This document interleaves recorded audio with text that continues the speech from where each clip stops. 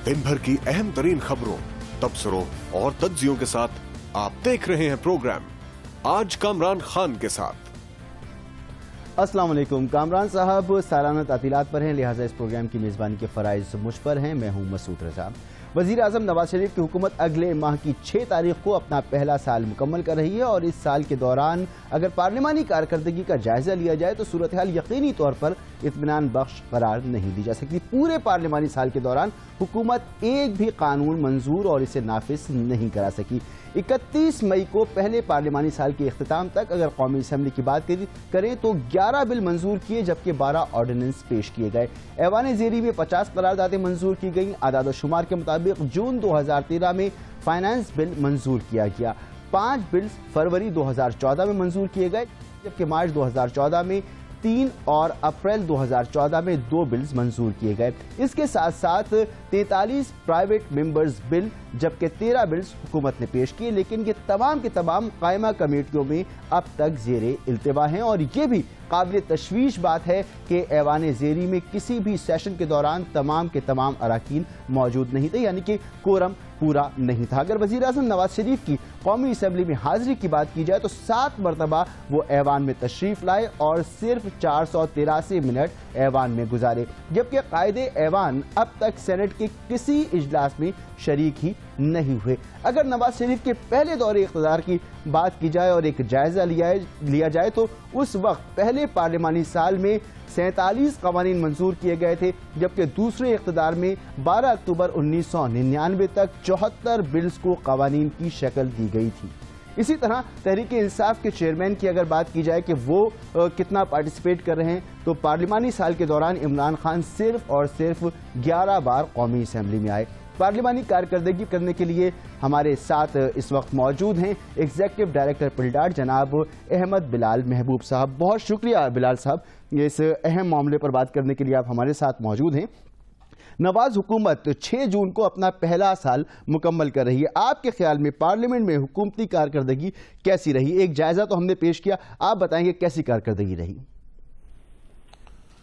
जी बिल्कुल, मैं आपके तज्ज़िये से मुत्तफ़िक हूँ कि पहले साल की कारकर्दगी खा वो कौमी असम्बली की हो या सूबाई असम्बलियों की हो, ये सारी कोई एतमाद पैदा नहीं करते और इनकी कारकर्दगी काफ़ी मायूस कुन रही है मुख्तलिफ पहलुओं से। सबसे अहम बात तो यह है कि असम्बलियाँ और पार्लियामेंट चूँकि आवाम के वोटों से वजूद में आती हैं और सब ये कहते हैं कि इस मुल्क की सबसे बड़ी जो इदारा है वो पार्लियामेंट है, लेकिन बदकिस्मती से हमारे अरकान का रवैया, हमारे कायदीन का रवैया, वज़रा का रवैया और वज़ीर आज़म साहब की उसके अंदर अदम हाज़िरी की वजह से ये ऐवान ताकत का एक मरकज़ नहीं बन सके, ना इनको कोई संजीदगी से लेता है, बल्कि वज़ीर आज़म तो क्या दूसरे पार्लिमानी लीडर भी इसके अंदर शिरकत करना को बहुत ज़रूरी ख्याल नहीं करते। और कानून साजी का मामला तो बहुत ही ज़्यादा मायूस कुन है। आपने खुद बता दिया कि पूरे साल में एक भी कानून एक्ट ऑफ पार्लियामेंट नहीं बन सका है। और सूबा बलूचिस्तान में तो सूरत हाल ये है कि पिछले 5 साल भी कोई कमेटी वजूद में नहीं आ सकी थी और इस दफ़ा भी पूरा साल गुजर गया है कि वहाँ कोई कमेटी वजूद में नहीं आई। पार्लिमानी जहाँ निज़ाम होते हैं वहाँ कमेटियों के बगैर पार्लियामेंट और असम्बलियों का वजूद का तस्वुर महाल होता है, लेकिन ये अजीब बात है कि 6 साल में कोई कमेटी बलूचिस्तान में वजूद में नहीं आ सकी। सिंध में कायदे हिज़्ब इख्तिलाफ की तकर्री का मामला लटका हुआ है। तो ये सारे मामलात हमें ये बताते हैं कि पार्लिमानी कारकर्दगी पहले 1 साल में बहुत मायूस कुन रही है और अगर हमारे कायदीन ने इसका ख्याल नहीं किया तो फिर ये सिर्फ गवर्नेंस बेहतर बनाने से जमहूरियत को तक़वियत नहीं होगी, उनको लोगों को साथ लेके चलना पड़ेगा और महाज आराई से अगर बचना है तो असम्बलियों को अहमियत देनी होगी। और बिलाल साहब, कानून साजी के बगैर बेहतर गवर्नेंस का है तस्वुर बहुत बेमायने से मालूम होता है, क्योंकि कानून साजी और कानून में मुसलसल तब्दीली करना और उसे बेहतर बनाना, इसी से गवर्नेंस का पता लगता है कि जहाँ जहाँ कमी खामी होती है उसको पूरा किया जाता है। हुकूमत की जानिब से पार्लियामेंट में कानून साजी ना करना कितनी मायूस कुन सूरत हाल है? एक आसान सी जबान में एक आम समझने वाले को हमें समझाएं कि कितनी मायूस कुन सूरत हाल है। देखिए, बड़े बुनियादी किस्म के मामलात हैं जो कानून साजी के बगैर उनको हल नहीं किया जा सकता। मसलन आप देखिए, पाकिस्तान के अंदर दहशत गर्दी का मसला है। اب دہشت گردی کے مسئلے سے نمٹنے کے لیے حکومت پاکستان پروٹیکشن آرڈیننس لے کے آئی ہے، لیکن یہ آرڈیننس ہے، یہ قومی اسمبلی سے منظور ہو بھی گیا تو سینٹ میں پڑا ہوا ہے، وہاں منظور ہو کے یہ ایکٹ آف پارلیمنٹ اور ایک قانون نہیں بن سکا۔ تو اس کا مطلب یہ ہے کہ اتنے اہم معاملات جن کا تعلق ہماری قومی زندگی سے ہے، ہماری بقا سے ہے، ہماری ایگزسٹنس سے ہے، وہ بھی قانون سازی ان کے اوپر نہیں ہو سکی۔ تو یہ انتہائی اہم چیزیں ہیں، اور بہت سے ایسے معاملات ہیں جن کے بارے میں تو قانون پیش ہی نہیں کیا جا سکا۔ مثال کے طور سے آپ دیکھیں کہ پچھلی حکومت نے پورے 5 سال گزار دیے، اور احتساب کے لیے اور نیشنل اکاؤنٹیبلٹی کے لیے نیب کے قانون کو تبدیل کرنے کا ان کا پروگرام تھا، وہ بھی نہیں کر سکے، اور یہ حکومت بھی نہیں کر سکی۔ تو بہت سے اہم معاملات ہیں جو اگر قانون سازی نہ ہو سکے تو وہ حل نہیں ہو سکتے، اس لیے گورننس کا بالکل وجہ بات ہے۔ اس لیے حکومت نے فی الحال تو آرڈیننسوں سے کام چلایا ہوا ہے، 11 قانون پاس کیے قومی اسمبلی نے جو قانون نہیں بن سکے، لیکن 12 آرڈیننس اس دوران پیش کیے گئے ہیں۔ تو اس کا مطلب ہے آرڈیننس سے کام چلانے کا مطلب یہ ہے کہ جمہوریت انتہائی کمزور ہے اور عوام کی رائے سے قانون نہیں بن رہے۔ اچھا، اگر ہم گزشتہ دور حکومت کی بات کریں تو ہم دیکھتے ہیں کہ پہلی مرتبہ جو ہے تقریباً کوئی 47 قوانین جو ہیں وہ منظور کیے گئے، پھر اس کے بعد ہم بات کریں تو کوئی 70 75 74 تک کی فگر آتی ہے جب قوانین منظور کیے گئے۔ اس دفعہ کیا ہے کہ حکومتی وزراء ہوں، خصوصاً وزیر اعظم ہوں، پارلیمنٹ میں کم ہی دیکھے جاتے ہیں۔ یہ بھی وجہ ہے کہ قانون سازی نہیں ہو رہی، اور یہ عدم دلچسپی کی وجہ آپ کو کیا معلوم ہوتی ہے؟ یہ عدم دلچسپی ہے یا وقت کی ضرورت ہے؟ دیکھیے، عدم دلچسپی کا مسئلہ تو اپنی جگہ پہ ہے۔ اس عدم دلچسپی کی وجہ سے پارلیمنٹ کو جو وقار اور جو اس کے اندر طاقت اور جو اس کے اندر اختیارات کا ایک احساس ہونا چاہیے وہ نہیں ہے، اور اس کو میں نے پہلے عرض کیا کہ لوگ سنجیدگی سے لینا انہوں نے چھوڑ دیا ہے۔ چونکہ وزیر اعظم نہیں آتے تو وزراء بھی نہیں آتے، اور وزراء نہیں آتے تو پھر دوسرے ممبر بھی نہیں آتے، تو سب نے اس کو سنجیدگی سے لینا چھوڑ دیا ہے، جو جمہوریت کے لیے اور پارلیمنٹ کے لیے کوئی نیک فعال نہیں ہے۔ لیکن ایک بڑی وجہ اس کی دوسری یہ بھی ہے قانون نہ بننے کی کہ قومی اسمبلی میں تو پاکستان مسلم لیگ نواز کو ایک اکثریت حاصل ہے اور وہ آسانی سے قانون پاس کر سکتی ہے، لیکن اس کو قانون بنانے کے لیے اس کی سینٹ سے منظوری بھی ضروری ہے، اور سینٹ میں اس کے پاس وہ نمبر نہیں ہے۔ تو اس لیے وہ سینٹ کے اندر اگر چلا بھی جاتا ہے تو وہاں پاس نہیں ہو سکتا۔ اور پچھلی حکومت کا ایک بڑا سٹرونگ پہلو یہ تھا کہ وہ دوسری اپوزیشن پارٹیوں کے ساتھ مل کے ایک افہام و تفہیم سے کچھ گیو اینڈ ٹیک کر کے ایک کمپرومائز کر کے ان کو ساتھ ملا لیتے تھے، اور یوں قانون دونوں ایوانوں میں پاس ہو جاتا تھا، اس زمانے میں بھی جس میں پیپلز پارٹی کو اکثریت نہیں تھی۔ لیکن پاکستان مسلم لیگ نواز کی ایک کمزوری یہ ہے کہ اگرچہ ان کے گورننس کے کچھ پہلو زیادہ اچھے ہیں اور روشن ہیں، لیکن لوگوں کے ساتھ بنا کے اور ان کو ساتھ لے کے چلنے کے لیے یہ ذرا تھوڑے سے کمزور واقع ہوئے ہیں، اپوزیشن کو ساتھ لے کے نہیں چل سکتے۔ یہی وجہ ہے کہ سینٹ سے آج تک کوئی ایک قانون پاس نہیں کرا سکے۔ تو یہ بہت بڑی کمزوری ہے جمہوریت کی بھی اور حکومت کی بھی۔ مگر یہ بھی تو دیکھیں کہ تحفظ پاکستان بل جو کہ یقینی طور پہ بہت اہم بل ہے، یہ سینٹ میں پھنسا ہوا ہے اور اس کی منظوری جو ہے وہ تعطل کا شکار ہو رہی ہے۔ آپ کیا کہیں گے کہ حکومت اس بل کو منظور کرانے کے لیے کیا اقدامات کرے اور اس میں دیگر جماعتوں کو کس طرح سے اپنا حصہ ڈالنا چاہیے؟ کیونکہ دہشت گردی کے خلاف آپریشن سے منسلک ہے یہ بل اور بہت اہم نوعیت کا بل ہے۔ دیکھیے، قانون سازی کے معاملے میں چونکہ اس وقت حکومت پاکستان مسلم لیگ نواز کی ہے، لہذا قانون سازی کو بھی یقینی امر بنانے کے لیے اس کی ذمہ داری سب سے زیادہ ہے۔ تو حکومت کو یہ چاہیے، پاکستان مسلم لیگ نواز کو چاہیے کہ وہ دوسری پارٹیوں کو صرف اگنور کرنے کی پالیسی نہ اڈاپٹ کرے، ان کو ساتھ میں لائے، ان کے ساتھ گفت و شنید کرے۔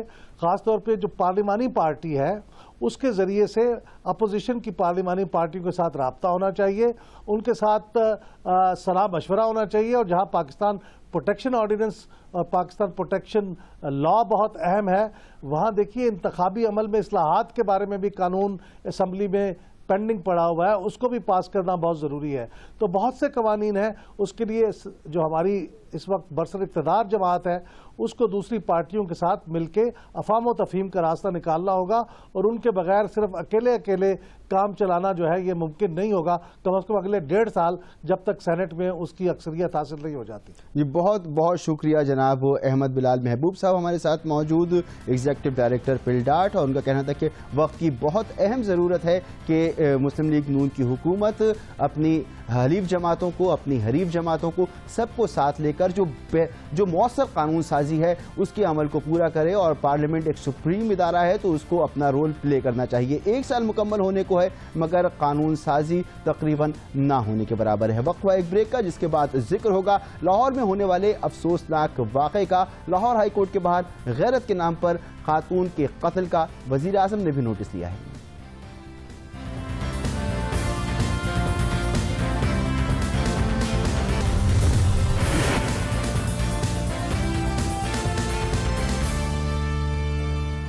Welcome back. لاہور میں پیش آنے والے انتہائی افسوسناک اور قابل مذمت واقعے پر پاکستان بھر میں تشویش کا اظہار کیا جا رہا ہے، اور اب اس واقعے کی بازگشت عالمی سطح پر بھی سنائی دی جا رہی ہے۔ مزنگ کے علاقے میں لاہور ہائی کورٹ کے سامنے غیرت کے نام پر ایک عورت کو اینٹیں مار مار کر سرے عام قتل کر دیا گیا۔ لاہور ہائی کورٹ کے باہر پسند کی شادی کرنے والی لڑکی فرزانہ کو اس کے والد اور بھائیوں نے اینٹیں مار مار کر قتل کیا اور فرار ہو گئے۔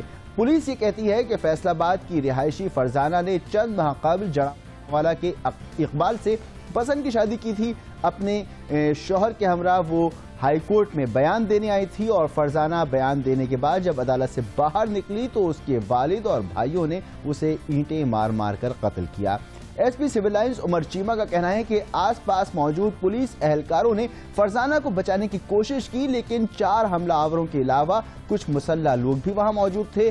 انہوں نے پولیس سے مزاحمت کی، اور جتنی دیر میں پولیس اہلکار کچھ کرتے فرزانہ کو اینٹوں کے وار کر کے قتل کیا جا چکا تھا۔ پوسٹ مارٹم رپورٹ کے مطابق مقتولہ فرزانہ حاملہ تھی اور اس کی موت سر پر اینٹیں لگنے سے ہوئی۔ مقتولہ فرزانہ کی سر پر زخموں کے 3 نشان پائے گئے، اور تشدد سے جسم کے کئی حصوں پر سوجن کے 13 نشانات پائے گئے ہیں۔ اس واقعے کا نوٹس لیتے ہوئے وزیر اعظم نواز شریف نے رپورٹ طلب کر لی ہے۔ اطلاعات کے مطابق وزیر اعظم نے وزیر اعلیٰ پنجاب شہباز شریف کو ہدایت کی ہے کہ اس بہیمانہ قتل کے مجرموں کو فوری طور پر انصاف کے کٹہرے میں لایا جائے۔ نواز شریف کے مطابق یہ اندھوناک جرم ناقابل برداشت ہے، اور خاص طور پر پولیس کی موجودگی میں حاملہ خاتون کا بہیمانہ قتل کسی صورت قابل قبول نہیں ہے۔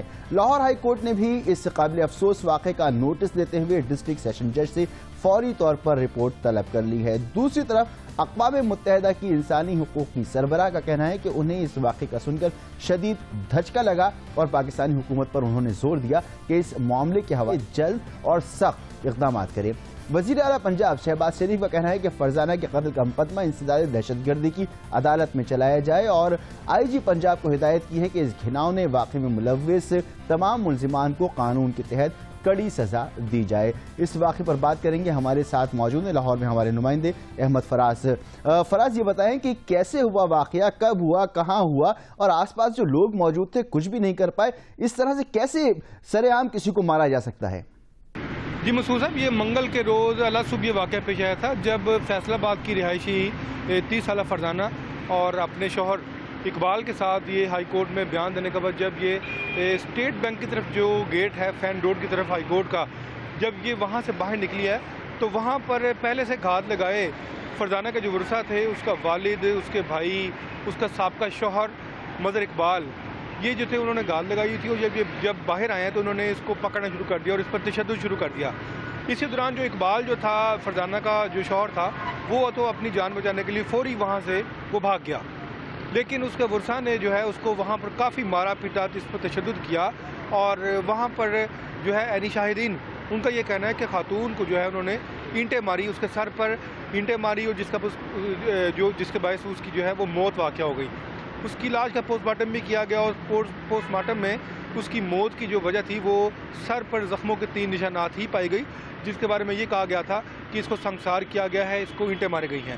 اب جو ہے یہ ملزمان جو ہیں اس واقعے کے بعد وہاں سے فوری طور پر جو ہے وہ فرار ہو گئے، جبکہ وہاں پر ایک فیصل آباد سے ایک سب انسپیکٹر کسی پیشی کے سلسلے میں آیا ہوا تھا، اس نے لڑکی کے والد جو ہے عظیم، اس نے پکڑ کر مقامی پولیس کے حوالے کر دیا، اور اب جو ہے پولیس ابھی تک اس واقعے میں ملوث اس لڑکی کے بھائیوں کو اس کے سابقہ گرفتار نہیں کر سکی۔ بہت شکریہ احمد فراز. اس اندھوناک واقعے کی تفصیلات ہمیں بتا رہے تھے کہ سر عام ایک عورت کو قتل کر دیا جاتا ہے, ایک حاملہ عورت کو قتل کر دیا جاتا ہے, اور اس کا جرم کیا ہے؟ اس کا جرم یہ ہے کہ اس نے پسند کی شادی کی ہے اور غیرت کے نام پر یہ قتل ہوتا ہے. نہ پولیس بچانے آتی ہے, نہ آس پاس کھڑے لوگ اس کو بچا پاتے ہیں, اور جب وہ اپنی جان سے چلی جاتی ہے تو پھر سول سوسائٹی بھی ایکٹیو ہو جاتی ہے اور میڈیا بھی حرکت میں آتا ہے اور قانون بھی حرکت میں آ جاتا ہے. مگر یہ کوئی پہلا واقعہ نہیں ہے. اس طرح کے واقعات تواتر سے پاکستان میں ہوتے چلے آئے ہیں. غیرت کے نام پر قتل ایک ایسا مسئلہ ہے جو ایک ناسور کی طرح معاشرے کو چاٹ رہا ہے. ہم اسی پر مزید بات کریں گے, اس رویے پہ بات کریں گے معروف سماجی کارکن محترمہ فرزانہ باری صاحبہ سے. بہت شکریہ فرزانہ باری صاحبہ. یہ اندھوناک واقعہ رپورٹ ہوا, ہم سب اس پر بات بھی کر رہے ہیں, مگر یہ پہلا واقعہ نہیں ہے کہ ایسا ہوا ہے. غیرت کے نام پر قتل کے واقعات حالیہ دنوں میں کتنے تواتر سے رپورٹ ہو رہے ہیں اور صورتحال کتنی سنگین ہے؟ کیونکہ آپ اس معاملے پر کام کرتی ہیں, تو آپ بتائیں کہ کتنی سنگین صورتحال ہے. دیکھیں, سنگین تو بے حد ہے اگر اس کو سمجھا جائے, کیونکہ جو ایون رپورٹڈ کیسز ہیں, جو ہیومن رائٹس کمیشن کی جو رپورٹ ہے جس میں 2013 میں انہوں نے کہا کہ تقریباً 869 کے قریب کیسز رپورٹ ہوئے ہیں, اور یہ وہ کیسز ہیں جو کہ بیسیکلی جو کہ رپورٹ ہوئے ہیں. مگر آپ کو معلوم ہے کہ بہت زیادہ جو اس طرح کے واقعات ہوتے ہیں وہ کیسز رپورٹ بھی نہیں ہوتے ہیں. تو میں سمجھتی ہوں کہ یہ ایک فیکٹ ہے کہ پاکستان کو جو کنسیڈر کیا جا رہا ہے کہ دنیا کے ان ممالک میں سے سب سے اوپر اس کو سمجھا جا رہا ہے جہاں عورتوں کی زندگیاں خطرے میں ہیں, اور یہ خطرناک ترین ملک ہے خواتین کے لیے, وہ میں سمجھتی ہوں کہ بہت حد تک یہ بات درست ہے. اچھا, یہ بھی بتائیں ہمارے سننے والوں کو, دیکھنے والوں کو, کہ جب اس طرح کے واقعات رپورٹ ہو جاتے ہیں, آپ نے کہا ایک بڑی تعداد تو وہ ہے جو رپورٹ ہی نہیں ہوتی, اگر یہ واقعات رپورٹ ہو بھی جاتے ہیں تو قانون نافذ کرنے والے اداروں کا رویہ کیا ہوتا ہے اس پر؟ دیکھیں, قانون نافذ کرنے والے جو ادارے ہیں, نہ تو وہ جرائم کے حوالے سے نہ تو ان کو روکنے میں وہ کوئی کردار ادا کر رہے ہیں, اور جب جرم ہو جاتا ہے تو تب بھی وہ اس کو انصاف دینے میں بھی پاکستان میں جو ہمارا کرمنل جسٹس سسٹم ہے وہ بالکل غیر مؤثر ہے. اس کی بہت ساری وجوہات ہیں. دیکھیں, ایک تو سب سے بڑی وجہ یہی ہے کہ کرمنل جسٹس سسٹم جو کہ میل ڈومینیٹڈ ہے, اس کے اندر جو لوگ بیٹھے ہوئے ہیں ان کی اپنی ذہنیت بھی بڑی پیٹریارکل, بڑی مردانہ برتری کی ذہنیت ہے. اور دوسرا یہ ہے کہ کرمنل جسٹس سسٹم کے اندر اتنی کرپشن اور ان پروفیشنلزم ہے کہ لوگوں کو وہاں پہ کوئی انصاف نہ ملتا ہے نہ اس کی توقع ہے. اور ابھی آپ نے جو پرسوں کا واقعہ ہے جس میں فرزانہ پروین اقبال جس کا مرڈر کیا گیا, آپ دیکھیں کہ پولیس وہاں پہ موجود تھی اور اس پریمیسز میں, اور اس کے باوجود انہوں نے اس واقعے کو نہ وہ روکنے میں کامیاب ہوئے, اور نہ صرف یہ بلکہ جن لوگوں نے اس بچی کو قتل کیا وہ ان کو انہوں نے گرفتار بھی نہیں کیا, سوائے ایک بندے کے, شاید اس کا باپ گرفتار ہوا ہے, باقی تمام لوگ وہاں موقع سے بھاگ گئے. تو یہ آپ کو بتاتا ہے کہ ہماری پولیس کے جو ہے اس کے اندر وہ کوئی پروفیشنل کیپیسٹی ہے کہ لوگوں کو انصاف دے سکے. آپ نے اپنی گفتگو میں فرمایا کہ پاکستان کو خواتین کے لیے انتہائی خطرناک ملک اب سمجھا جانے لگا ہے. اس طرح کے واقعات تواتر سے ہو رہے ہیں. پاکستان کی ساکھ کو بیرونی ممالک, بیرونی دنیا میں کتنا نقصان پہنچ رہا ہے اس کی وجہ سے؟ دیکھیں, بین الاقوامی سطح پہ تو بہت زیادہ, کیونکہ وہ تو پہلے ہی دیکھیں پاکستان کا ایک بہت نیگیٹو امیج ہے دنیا کے اندر. اس میں ظاہر ہے کہ ہماری اپنی پاکستان کی جو کچھ یہاں ہوتا ہے, ہماری ایمبیسیز بھی ناکام ہوتی ہیں, وہاں پہ ایک بہت ہی نیگیٹو منفی امیج ہے جو آلریڈی موجود ہے. پھر اس طرح کے واقعات جو ہوتے ہیں اس کی وجہ سے اس میں مزید جو ہے ان کی سوچ میں گہری ہوتی ہے کہ یہ واقعی ایسا ملک ہے جہاں پہ کوئی وحشی غیر مہذب لوگ آباد ہیں. ابھی آپ دیکھیں کہ اسی واقعے پہ جو فرزانہ کا قتل ہوا ہے اس کے اوپر جو یو این کی جو ہیومن رائٹ کمشنر ہے اس نے سٹیٹمنٹ دی ہے, اور اس نے کہا ہے کہ پاکستان جو ہے کیونکہ یہ سگنیٹری ہے بہت سارے جو انٹرنیشنل ہیومن رائٹس کنونشن ہیں جس میں سیڈو بھی ہے, کہ یہ اس پہ عمل درآمد کو انشور کرے. تو میں سمجھتی ہوں کہ ان واقعات سے پاکستان کی بہت زیادہ بدنامی ہوتی ہے. پاکستان کا ایک بہت منفی جو امیج ہے وہ دنیا کو جاتا ہے. بہت شکریہ فرزانہ باری صاحبہ. آپ بہت اہم بات کہہ رہی تھی کہ ہمیں लोगों के जहनों को बदलना होगा, हमें अपने जहनों को बदलना होगा, क्योंकि बदकिस्मती से हमारे यहाँ वो गैर इंसानी चीज़ें होती हैं जो बैरूनी दुनिया में हमारी तज़हीक का बाइस बनती हैं। और ख़ुद हमें भी ये सोचना चाहिए कि इस तरह के वाक़यात जो तवातुर के साथ हो रहे हैं, ना तो कोई मज़हब इसकी इजाज़त देता है, ना ही कानून में इसकी कोई गुंजाइश मौजूद है। ये सिर्फ माशरती रवैये हैं, और माशरती रवैये उसी वक्त तब्दील हो सकते हैं जब इसके खिलाफ ज़ीरो टॉलरेंस मौजूद हो माशरे के अंदर। तो इसके लिए इक़दाम की ज़रूरत है। वक्फा एक ब्रेक का, जिसके बाद बात होगी उस केस की जिस पर परवेज़ मुशर्रफ ने अपना नाम ECL से निकालने की दरख्वास्त की है। सिंध हाई कोर्ट ने इस पर फैसला महफूज कर लिया है।